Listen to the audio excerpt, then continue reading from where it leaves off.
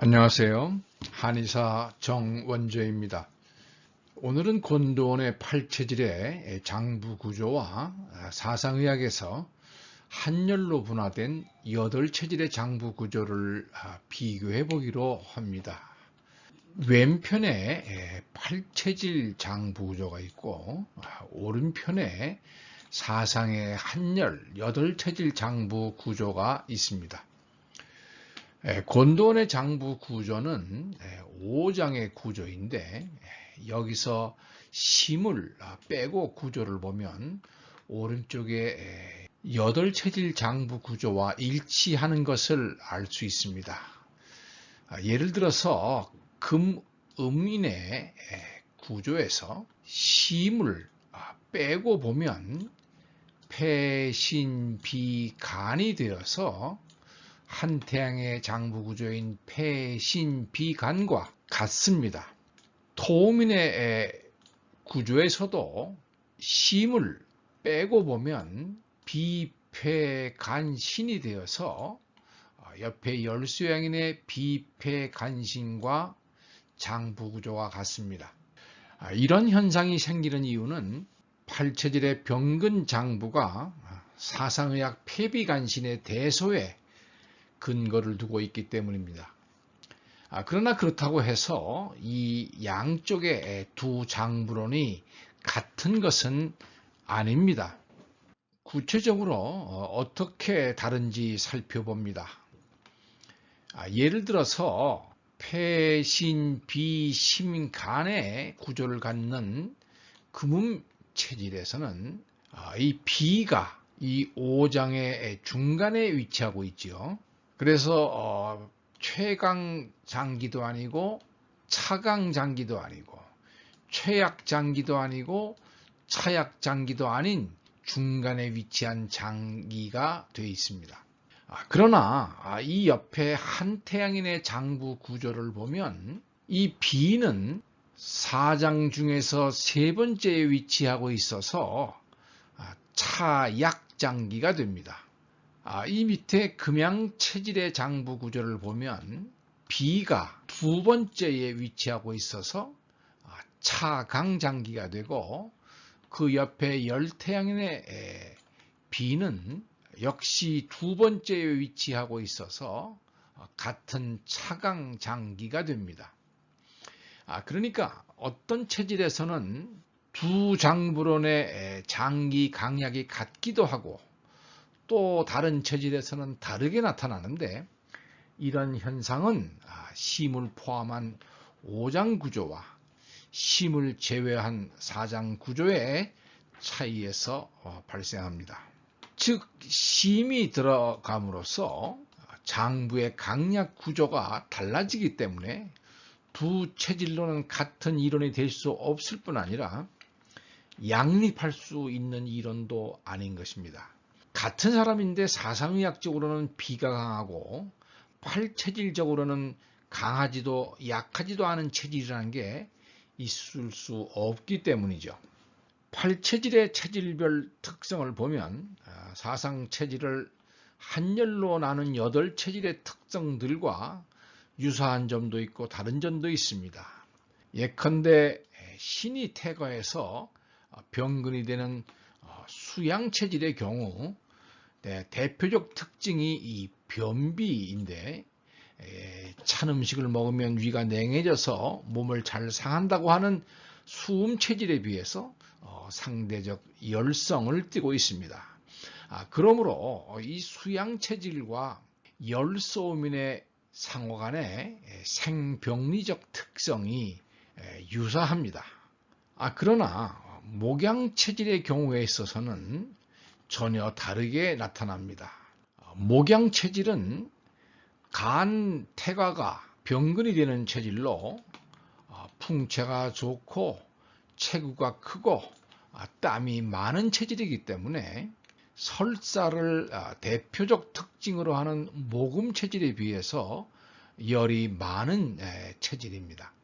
그런데 목양 체질의 장부 구조에서 이 심을 빼고 보면 열태음인이 아닌 한태음인의 장부 구조와 같습니다.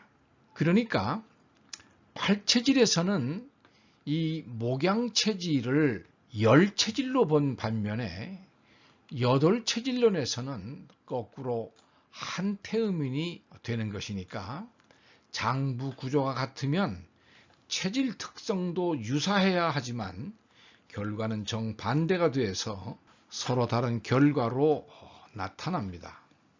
자, 그렇다면 과연 두 체질의 장부 구조를 한번 보면서 어떤 장부 구조가 열성 체질이 될 수 있고 또 어떤 장부 구조가 한성 체질이 될 수 있는지 살펴봅니다.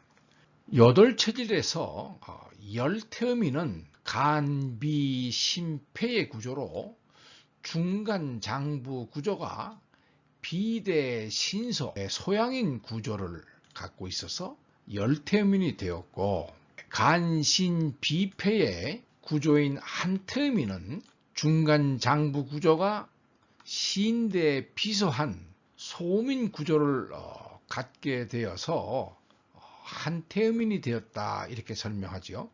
즉 중간 장부 구조가 열체질인 소양인 구조를 갖고 있는 태음인은 열태음인이 될 수밖에 없고 중간 장부 구조가 한체질인 소민 구조를 갖게 되면 한태음인이 될 수밖에 없다 하는 논리죠.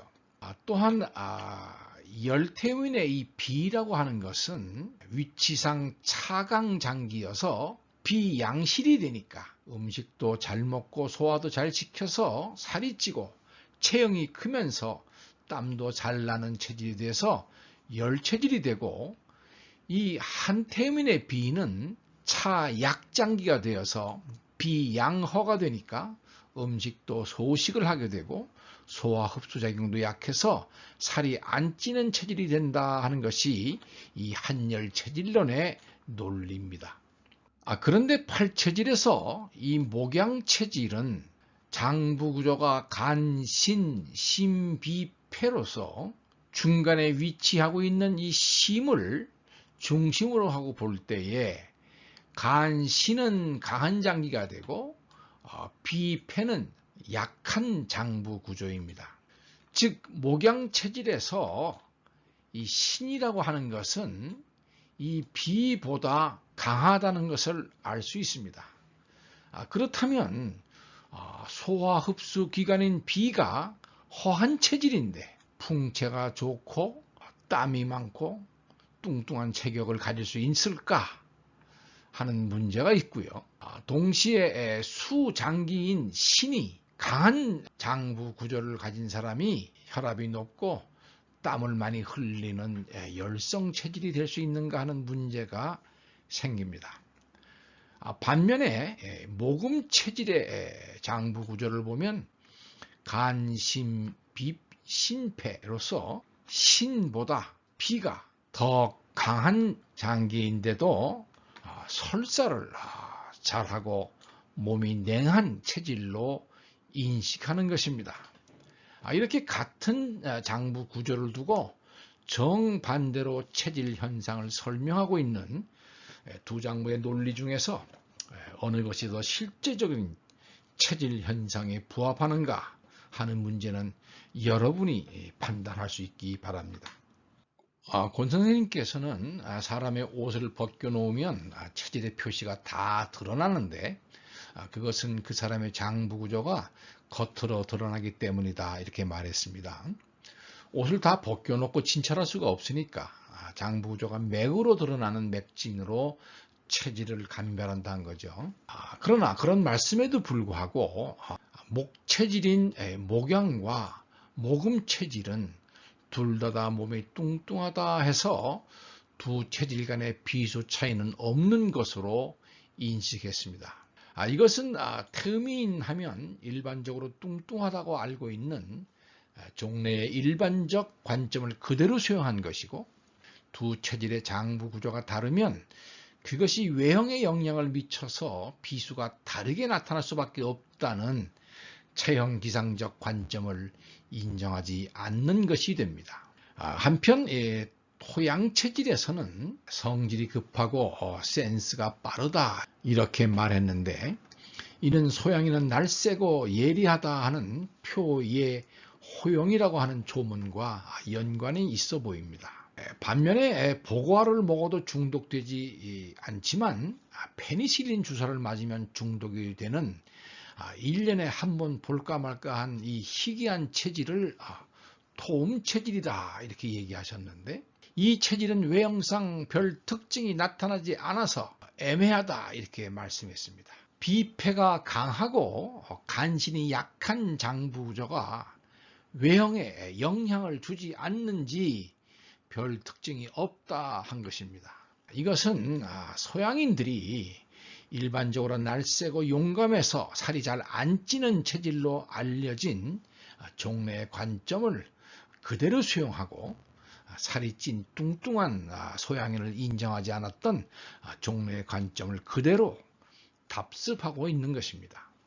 권도원 선생의 팔체질 의학과 이재마의 사상의학이 같은 의학이 되려면 두 장부론의 대소 병근 장기만 같아서 되는 것이 아니라 두 체질론에서 주장하고 있는 체질의 특성들이 일치해야 하고, 사상의학의 장부론과 한열의 병태론, 체질별 비수 현상에 이르기까지 모두 같거나 최소 유사해야 됩니다. 그래야 금음 체질을 한태양인, 토음 체질을 열소양인, 모금 체질을 한태음인 이런 식으로 일치시켜서 적용할 수 있는 것입니다. 팔체질 의학은 사상의학에 근거를 두고 시작했지만 전개되려는 이론이 사상의학과 관계가 없는 이론들의 근거였기 때문에 결과적으로 별개의 치료 체계가 되었습니다. 실제로도 사상의학과 여러 면에서 일치하지 않습니다.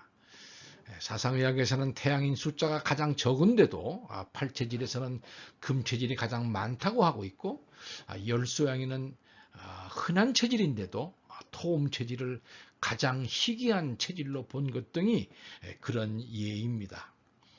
이렇게 되면 팔체질의학을 창한 당시 입장과 달리 두 의학 체계가 이제 서로 다른 별개의 의학이라고 말할 수밖에 없었던 권도원 선생의 말씀에 동의하고, 이제부터는 두 의학 체계를 임상에서 혼용해서 써서는 안 되는 것입니다.